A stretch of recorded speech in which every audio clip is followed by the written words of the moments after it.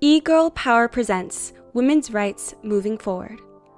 Almost 250 years ago, women were in a much different position in society. In 1769, women had limited property rights. They could not own property in their own name, nor could they keep their own wages. And over the course of the next 200 years, women would fight for an equal role in society.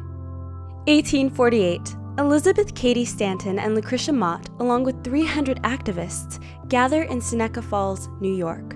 There, they sign the Declaration of Sentiments and Resolutions, modeled on the Declaration of Independence, and called for the equal treatment of women and men under law and for the voting rights of women. This gathering would become the first official women's rights convention and marked an important moment in the women's rights movement.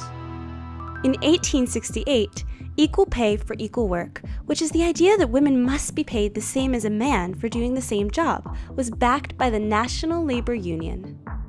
1869. The territory of Wyoming becomes the first in the nation to pass a law giving women over the age of 21 the right to vote. 1872. Congress enacts a law granting female federal employees equal pay for equal work.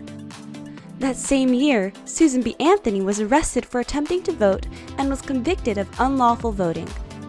In 1903, the Women's Trade Union League is established to advocate for improved wages and working conditions for women.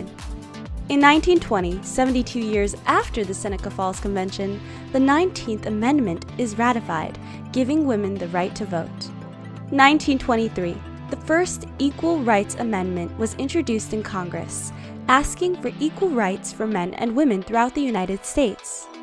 In 1961, President John F. Kennedy appointed Eleanor Roosevelt to lead the President's Commission on the Status of Women, which documented substantial workplace discrimination against women and put forth recommendations for improvement. 1963, the Equal Pay Act becomes law, equal pay for men and women regardless of race, color, religion, or national origin. 1964, Title VII of the Civil Rights Act of 1964 is passed, protecting employees from discrimination based on race, sex, and other grounds.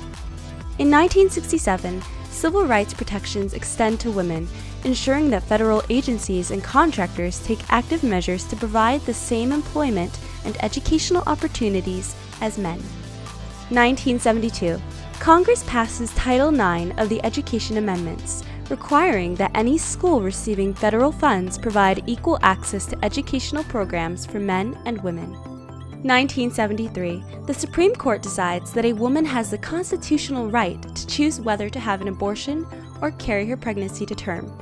And in 2009, the Lilly Ledbetter Fair Pay Act is signed into law, expanding workers' rights to sue for pay discrimination. The fight for a truly equal society remains persistent. What accomplishments will our generation add to the legacy of these great women?